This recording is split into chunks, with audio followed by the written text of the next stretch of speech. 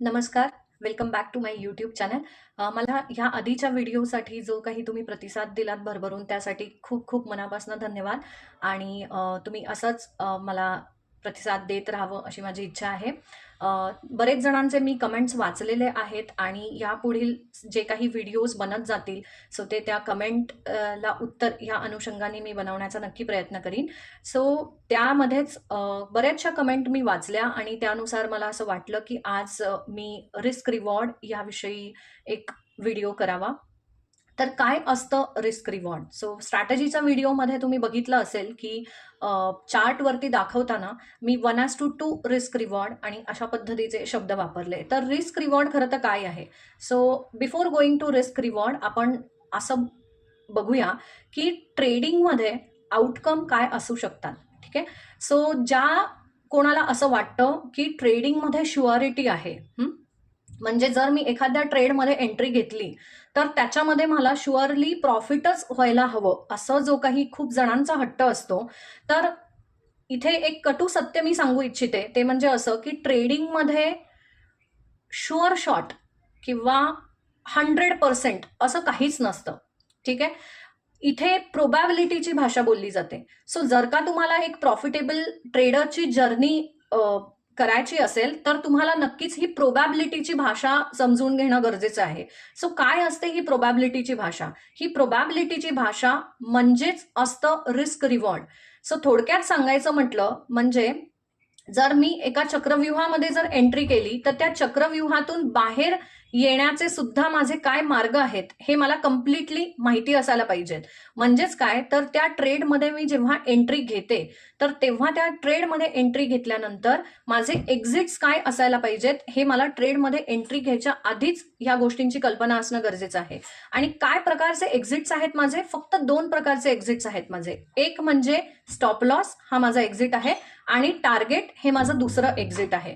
So there are only 2 प्रोबॅबिलिटीज. जेव्हा मी कधी ट्रेडमध्ये एंट्री घेते तेव्हा 2च आउटकम येऊ शकतात. एक म्हणजे की माझा स्टॉप लॉस हिट होईल आणि किंवा दुसरं म्हणजे माझं टार्गेट हिट होईल. बरोबर आहे.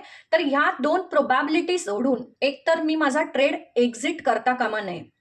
म्हणजे माझे रूल बेस माझे सेट आहेत की एकदा मी ट्रेडमध्ये एंट्री केली तर एकतर एसएल हिट झाल्यानंतरच मी ट्रेड एक्झिट करीन किंवा माझं टार्गेट हिट झाल्यानंतरच ट्रेड एक्झिट करीन. आता गोष्ट अशी आहे की खूप साऱ्या स्ट्रॅटेजीज असतात. ठीक आहे. इव्हन जी काही स्ट्रॅटेजी आपण डिस्कस केली स्विंगची स्ट्रॅटेजी, त्याच्यामध्ये सुद्धा मी तुम्हाला 2-3 जे काही एक्झाम्पल दाखवले सगळे विनर्सचे एक्झाम्पल दाखवले. पण का मला लुझर कधी येईल का ह्याच्यामध्ये? तर येस, डेफिनेटली तुम्हाला लुझिंग स्ट्रिक सुद्धा येईल. मार्केट ऑलवेज तुम्हाला टेस्ट करायला येत असतं. आणि जर तुम्ही तो रिपोर्ट खूप बारकाव्याने बघितला असेल त्या व्हिडिओमधला तर तुम्हाला लक्षात आलं असेल की तिथे मी विन रेट मेन्शन केलेला आहे आणि त्या स्ट्रॅटेजीचा विन रेट आहे 49%. सो काय असतं विन रेट आणि काय आहे रिस्क रिवॉर्ड रेशो? ठीक आहे. याविषयी आज आपण जाणणार आहोत. तर रिस्क रिवॉर्ड रेशो म्हणजे काय आहे की मी किती पैसे कमवण्यासाठी मी किती पैसे रिस्क करते. ठीक आहे. याचा अर्थ असा आहे की मी 200 रुपये कमावण्यासाठी मी 100 रुपये रिस्क करते. म्हणजे माझी रिस्क आहे 1 आणि रिवॉर्ड आहे 2. ठीक आहे.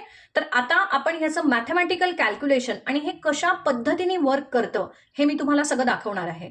पण जेव्हा आपण रिस्क रिवॉर्ड कन्सिडर करतो एखाद्या स्ट्रॅटेजीचा तेव्हा त्याच्या अनुषंगाने मला त्याचा विन रेट सुद्धा कन्सिडर करावा लागतो. सो विन रेट आणि रिस्क रिवॉर्ड हे नेहमी इनव्हर्सली प्रपोर्शनल चालतात. म्हणजे जेव्हा माझा रिस्क रिवॉर्ड हा मोठा असतो तेव्हा माझा विन रेट हा युजली त्या स्ट्रॅटेजीचा खूप कमी असतो. ठीक आहे. आणि जेव्हा माझा रिस्क रिवॉर्ड हा छोटा असतो तेव्हा त्याचा विन रेट हा त्यातल्या त्यात खूप चांगल्या पद्धतीचा असतो. सो ऍज अ बिगिनर काय रिस्क रिवॉर्ड ठेवायला हवा, काय विन रेट वरती स्ट्रॅटेजी असायला हवी, तर त्याचं उत्तर असं आहे की ऍज अ ह्युमन बिंग आणि ऍज अ बिगिनर जर आपण 100 ही सॅम्पलिंग साईज घेतली की मी 100 ट्रेड प्लेस करते आणि जर माझा विन रेट 50 हा आहे तर ह्याचा अर्थ काय होतो की 50 ट्रेड माझे सक्सेसफुल होणार आहेत 100 ट्रेड पैकी. म्हणजे 50 ट्रेड माझे फेलही जाणार आहेत. म्हणजे 50 मला एसएल घ्यावे लागणार आहेत. बरोबर आहे. तर मेंटली मला हे प्रिपरेशन ठेवायला लागतं की मला हे 50 जे काही ट्रेड मी प्लेस करणार आहे तर ह्याच्या पुढचे सगळे 50 ट्रेड मी एसएल माझा हिट होऊ शकतो. म्हणजे there is always a probability की हा जेव्हा मी ट्रेड प्लेस करीन तेव्हा एक तर मला तो प्रॉफिट देईल किंवा एक तर तो मला लॉस देऊन जाईल. पण तो लॉस मी किती घ्यायचा आणि ते प्रॉफिट मी किती घ्यायचं ह्याच्यावरती सगळं काही गणित ऍक्च्युली उभं आहे. आणि जर तुम्ही रिस्क रिवॉर्ड ह्या विषयावरती मास्टरी केली स्टॉक मार्केटमध्ये आणि या रिस्क रिवॉर्ड आणि विन रेट ह्या दोघांची अशी व्यवस्थित सांगड जर का तुम्ही घातली तर बिलीव्ह मी तुम्हाला कोणीही प्रॉफिटेबल ट्रेडर होण्यापासून रोखू शकणार नाही. सो माझे गुरु नेहमी हे वाक्य सांगतात आणि ते माझ्या डोक्यामध्ये एकदम फिट आहे. तर ते वाक्य असं आहे की कुठलीही स्ट्रॅटेजी, कुठलाही इंडिकेटर, कुठलंही अनालिसिस हे होली ग्रेल नाहीये मार्केटमध्ये. मार्केटमध्ये जर काही होली ग्रेल असेल तर रिस्क रिवॉर्ड ही एकमेव अशी गोष्ट आहे की जी होली ग्रेल आहे. सो आता मी माझ्या कम्प्युटर स्क्रीनवरती जाते आणि तुम्हाला चार्टवरती दाखवते की कशा पद्धतीने आपण रिस्क रिवॉर्ड आणि विन रेट ह्या गोष्टींचा अभ्यास केला पाहिजे. आपण बघूया ट्रेडिंग व्ह्यू वरती कशा पद्धतीने आपण रिस्क रिवॉर्ड कॅल्क्युलेट करतो. कन्सिडर करूया हा एक चार्ट आहे डेली टाइम फ्रेमचा आणि may be he trend line याचा ब्रेकआउट झालेला आहे. या कॅन्डलने ब्रेकआउट दिलेला आहे आणि कदाचित माझी एखादी स्ट्रॅटेजी ही मला हा ब्रेकआउट ट्रेड करायला अलाउ करते. सो 1 2 3 4 5 फिफ्थ जे टूल आहे लेफ्ट हँड साइडला जे टूल पॅनल आहे त्याच्यामधलं हे जे फिफ्थ टूल आहे इथे लॉंग पोझिशन म्हणून टूल आहे ते सिलेक्ट करायचं. जिथे माझी एंट्री असणार आहे तिथे ते ड्रॉप करायचं. ठीक आहे. माझा स्टॉप लॉस कुठे असणार आहे? जी ब्रेकआउट कॅन्डल आहे तिचा लो हा माझा स्टॉप लॉस असणार आहे आणि टार्गेट काय असणार आहे माझं तर 1:2. सो मी हे ड्रॅग करायचंय अशा पद्धतीने ड्रॅग करायचं की इथे तुम्ही रिस्क रिवॉर्ड रेशो बघताय तर तिकडे 2 नंबर आला पाहिजे.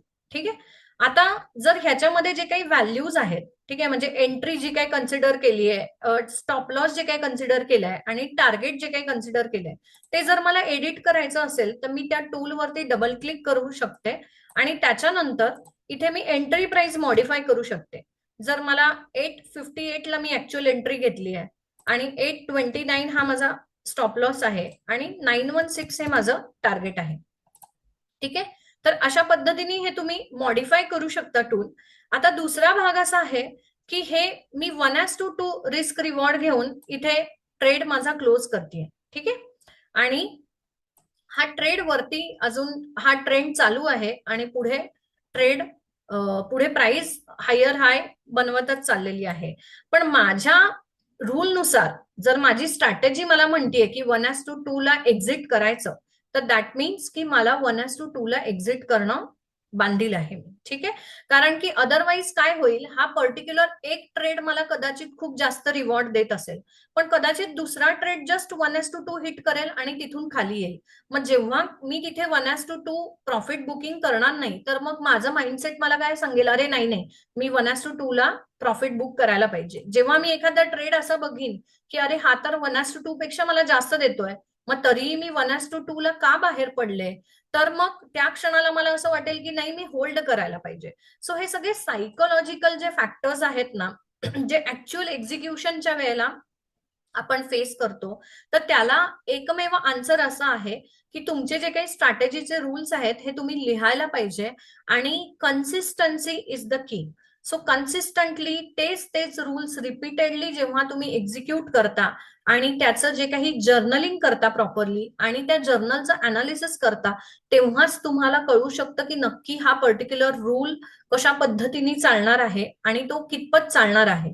ठीक आहे. सो आता coming back to risk reward जर तुम्ही इथे पाहिलं तर मी जर 1:0.5 रिस्क रिवॉर्ड तर हा 1:0.5 जर मी ट्रेड करते that means I am risking 1 rupee to gain 0.5 rupees तर मग माझा विन रेट 67% असणं गरजेचं आहे. ठीक आहे.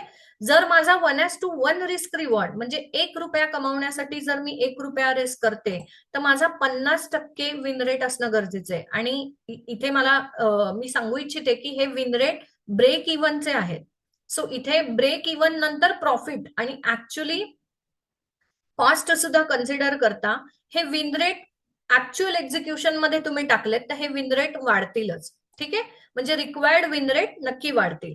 सो 1:1.5 ला रिक्वायर्ड विन रेट आहे 40% आणि 1:2 ला तुम्ही बघू शकता की रिक्वायर्ड विन रेट जस्ट 34% आहे. तर आता सायकोलॉजिकली विचार करता, जेव्हा मी 1:4 ची स्ट्रॅटेजी जर मी करायला जाते, तर माझा रिक्वायर्ड विन रेट हा फक्त 20% आहे. आणि most of the high risk reward strategies हा विन रेट खूप ड्रॉप करतात. म्हणजे ते इतके वेळा विन करणार नाहीत, ज्या की मोठ्या रिवॉर्ड देणाऱ्या स्ट्रॅटेजी असतात. मग अशा वेळेला काय होतं, सायकोलॉजिकली 100 पैकी 80 ट्रेड माझे फेल जाणार आहेत आणि 20च ट्रेड माझे विन होणार आहेत, असंच कन्सिडर करून चाला. पण का मी ते 80 लुझिंग ट्रेड बघू शकते? Psychologically think in this way. Human सायकोलॉजीचा विचार करा की मी तेवढ्या लुझिंग स्ट्रिक मध्ये कंटिन्यू करू शकते का त्या सेम स्ट्रॅटेजीचं एक्झिक्युशन.